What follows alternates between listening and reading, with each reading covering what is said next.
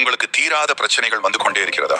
உங்களது பிரச்சனைகள் முடியும் சமயத்தில் தான் இந்த வீடியோ உங்கள் கண்களில் படும்.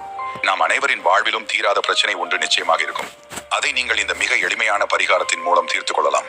அதற்கு உங்களுக்கு ஒரு கதையை கேட்கும் பொறுமை இருக்க வேண்டும். ஒருமுறை சீதாதேவி கண்ணாடியை பார்த்து தனது நெற்றியில் செந்தூரத்தை வைத்துக் கொண்டிருந்தார். அப்போது ஹனுமான், எதற்கு செந்தூரம் வைக்கிறீர்கள் என்று கேட்க, செந்தூரம் வைப்பதினால் ராமரின் ஆயுள் காலம் நீளும் என்று கூறினார். அடுத்த நாள் ராமரின் அரசவைக்கு ஹனுமான் உள்ளே வரும்போது அனைவரும் சிரிக்க தொடங்கினார்கள்.